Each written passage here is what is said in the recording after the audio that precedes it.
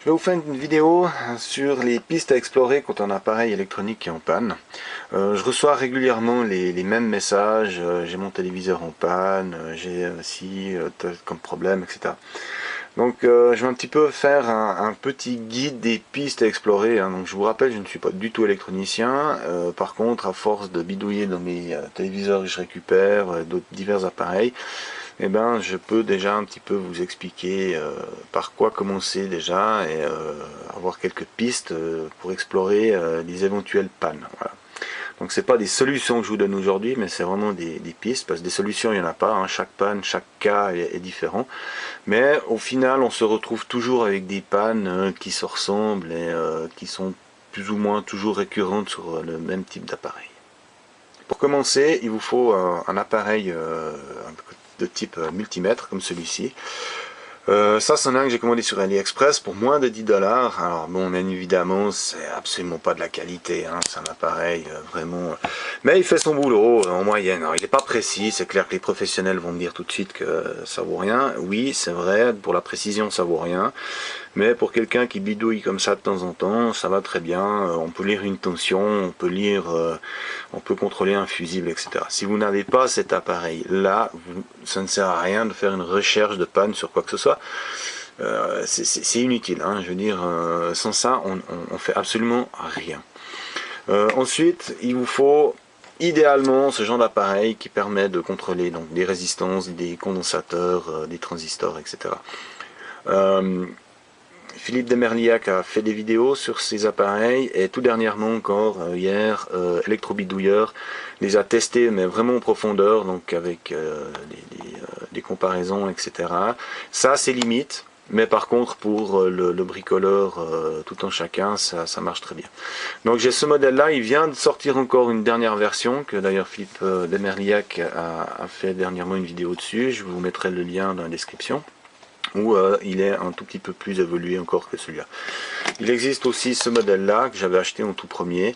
Il n'est pas très pratique parce que la connectique, c'est juste ces petites connexions ici. Donc, mais il fait son boulot aussi, hein, donc il a l'affichage un peu plus petit, c'est moins lisible. Mais bon, il fait son boulot et c'est vraiment pas cher, hein, c'est des appareils aussi à 10$. Donc si vous n'avez pas un minimum d'appareils comme ça sert à rien d'essayer de chercher quoi que ce soit. Par la suite, il vous faut quelques sondes, idéalement ce genre de sonde pour pouvoir se clamper sur des connexions ou des fils. Donc ça c'est aussi important. Autrement ce genre là avec des petites fiches crocodiles aussi pour pouvoir se gripper sur des connexions. Et bien évidemment les sondes qui sont avec le multimètre de base. Le téléviseur plasma est encore le téléviseur qu'on retrouve le plus souvent en déchetterie, hein, pour ma part en tout cas. C'est toujours fait plus ou moins de la même chose, hein. Donc on a la carte d'alimentation, on a le module Y, le module Z et les buffers, la carte X, et on a la carte principale donc qui contient le microprocesseur, enfin tout ce qui fait au niveau du traitement du signal audio et vidéo. D'expérience, on a régulièrement des problèmes au niveau de la carte Y ou directement de la carte d'alimentation. Les derniers téléviseurs que j'ai réparés qui étaient en défaut, il y a eu un problème sur la carte Y. Donc, comme je vous ai montré dans la dernière vidéo, là, le téléviseur que je suis en train de réparer, lorsqu'on débranche les cartes, on peut faire des mesures de tension. D'où l'importance d'avoir justement un multimètre. Les téléviseurs un peu plus modernes, les dernières générations, seront des rétroéclairages à LED.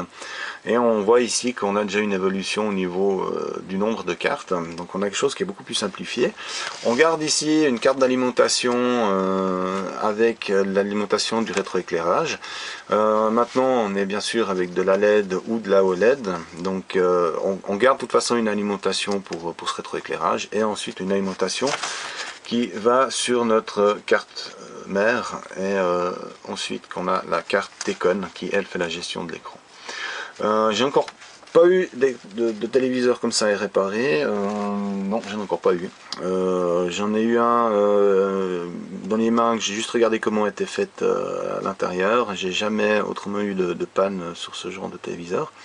Mais je pense que ça va arriver d'ici peu. De toute façon je ferai une vidéo dès que j'en ai un sous la main.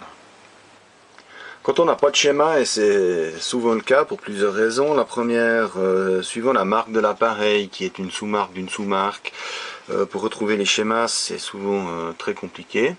La deuxième chose, c'est les prix. Quand on veut certains schémas qui sont payants, ils sont relativement chers, ça peut aller jusqu'à, j'ai vu jusqu'à 40 $.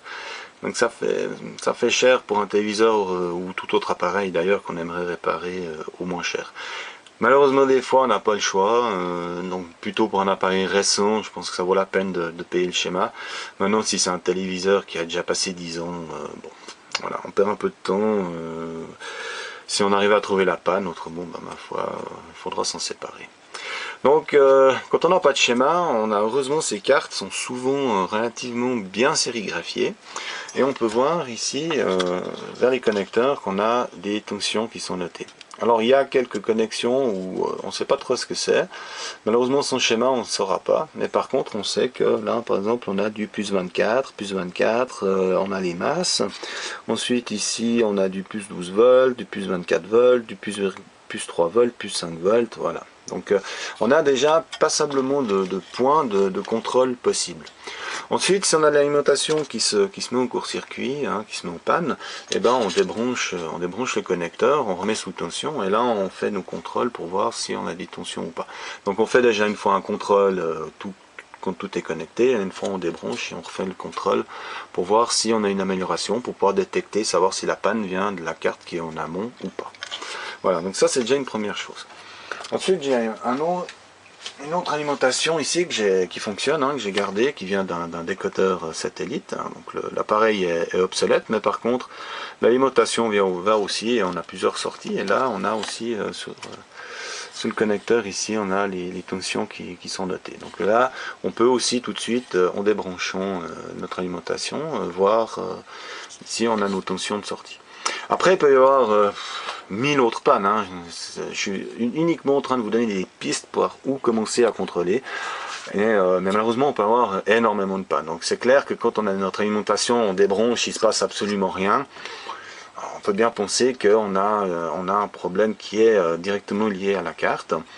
Tout spécialement s'il ne se passe absolument rien, on la met sous tension, on connecte et il ne se passe absolument rien. Donc on va déjà commencer par contrôler ici le fusible.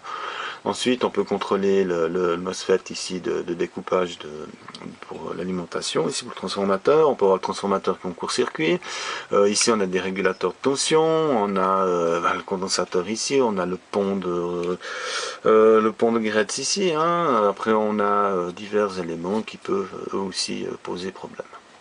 Mais déjà on a pas mal de possibilités de contrôle. Maintenant si on n'a pas de schéma, que la panne est bien plus compliquée, alors c'est soit on paye le schéma, ou alors on se résigne à changer l'appareil. Malheureusement des fois c'est le cas. Voilà, donc j'espère que ces quelques petites informations vous aideront à débuter dans la recherche de panne de vos appareils. Donc c'est uniquement, hein, uniquement des pistes à suivre, hein. Je ne dis pas que c'est toujours le cas, que c'est toujours comme ça, mais on a des pistes à suivre qui sont en général toujours les mêmes. Et après c'est clair que ça peut être des pannes qui sont simples, ou des pannes qui peuvent être bien plus compliquées, et des fois qui ne valent même plus la peine de réparer. Voilà, j'espère que ça vous aidera, et je vous dis à tout bientôt.